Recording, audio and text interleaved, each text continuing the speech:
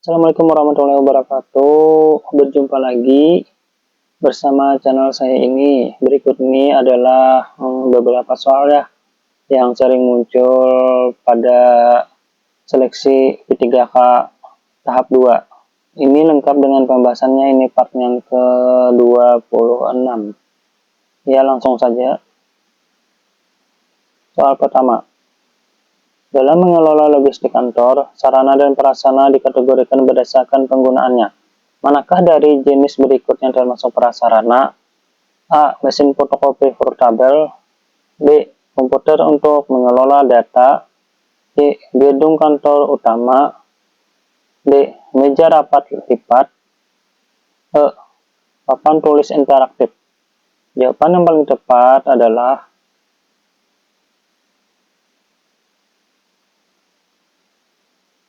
C. Gedung kantor utama.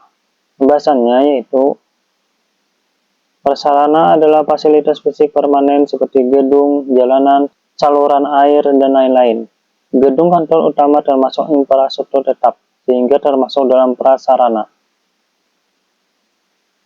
Soal nomor 2. Mengapa penting bagi operator untuk membedakan antara sarana dan prasarana dalam proses inventarisasi? A. Karena sarana harus dicatat 2 kali. B. Keduanya tidak termasuk aset tetap. C. Pencatatan dan tanggung jawab penggunaannya berbeda. D. Karena prasarana bisa langsung dihapus dari daftar. E. Karena sarana tidak perlu dipelihara. Jawaban paling tepat adalah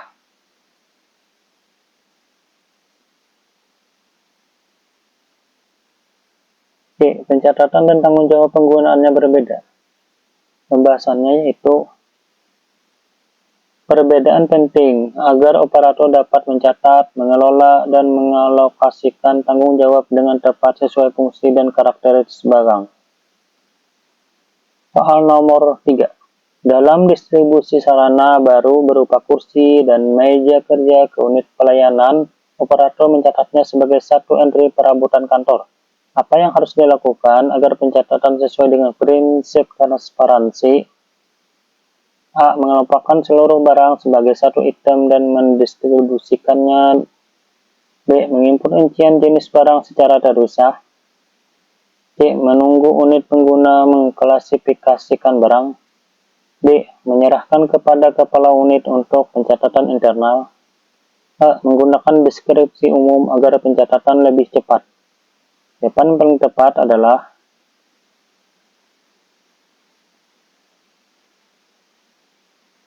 B. Menginput rincian jenis barang secara terpisah. Pembahasannya yaitu agar pencatatan transparan dan akuntabel, masing-masing jenis barang harus dicatat secara rinci, bukan secara kolektif. Soal nomor 4. Dalam pengadaan peralatan sekolah dasar, perangkat seperti kursi lipat, lemari besi, dan meja kerja dimasukkan dalam kategori sarana.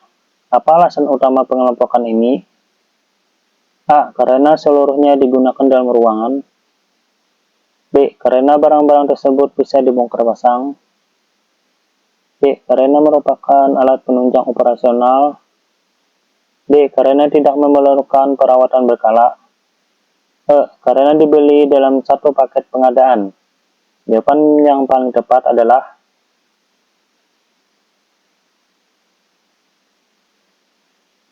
C. Karena merupakan alat penunjang operasional. Pembahasannya yaitu sarana adalah alat atau perlengkapan yang digunakan untuk mendukung kegiatan utama, sehingga kursi, meja, lemari termasuk ke dalam sarana. Soal nomor 5. Manakah dari daftar berikut yang tidak termasuk dalam kategori prasarana dalam lingkup kantor dinas?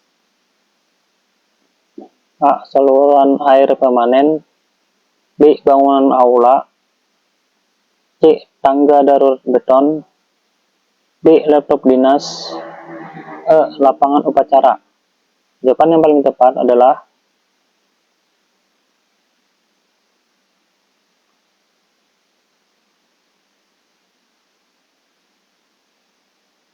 D. Laptop dinas. Pembahasannya yaitu laptop merupakan peralatan atau perlengkapan yang berpindah dan bukan bersifat permanen, sehingga dikategorikan sebagai sarana, bukan prasarana. Nah, soal nomor 6. Anda mendapati rekan kerja tertekan karena beban kerja berlebihan. Apa ya tindakan Anda? A. Menghindarinya agar tidak terbebani. B. Menawarkan bantuan atau menyarankan bicara ke atasan. C. Mengabaikannya karena bukan urusan Anda. D. Membiarkannya menangani sendiri.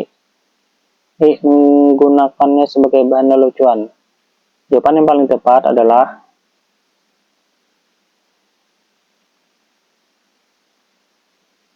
B. Menawarkan bantuan untuk menyarankan bicara ke atasan.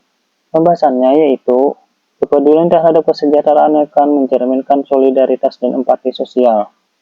Soal nomor 7. Anda berbeda pendapat dengan atasan soal metode kerja. Sikap Anda adalah A. Mengalah saja meski tidak efektif. B. Menyampaikan pendapat dengan sopan dan berdasar.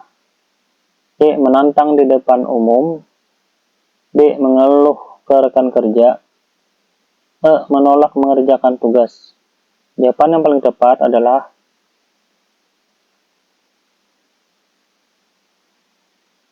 B. Menyampaikan pendapat dengan sopan dan berdasar. Pembahasannya yaitu komunikasi asertif kepada atasan merupakan bentuk profesionalisme dan tanggung jawab. Soal nomor 8. Anda menjadi satu-satunya yang tidak setuju dengan keputusan tim. Apa tindakan Anda?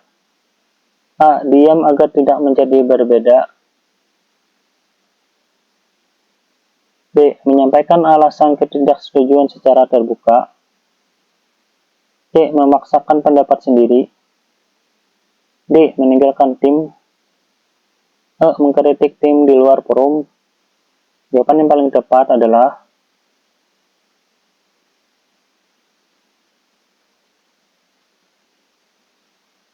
B. Menyampaikan alasan ketidaksetujuan secara terbuka. Pembahasannya yaitu keberanian menyampaikan pendapat, menunjukkan integritas, dan berpikir kritis. Soal nomor 9. Anda diminta menjelaskan prosedur kepada rekan kerja baru dari latar belakang berbeda. Tindakan Anda adalah A. Memberikan penjelasan terburu-buru. B. Menjelaskan dengan jelas dan menghargai latar belakangnya.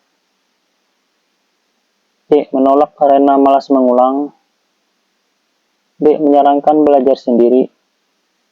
E. Menyuruh orang lain saja. Jawaban yang paling tepat adalah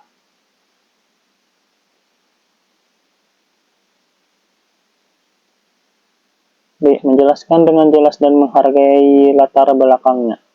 Pembahasannya yaitu menjelaskan secara jelas dan inklusif, membantu adaptasi rekan baru, dan memperkuat kerjasama. Soal nomor 10. Anda mendapati dua rekan bertengkar karena kesalahpahaman. Apa yang harus Anda lakukan? A. Mengadu salah satu ke atasan. B. Membantu meluruskan komunikasi mereka. C. Membiarkan mereka menyelesaikan sendiri. D. Menghindari keduanya. E. Mengambil keuntungan dari konflik. Jawaban yang paling tepat adalah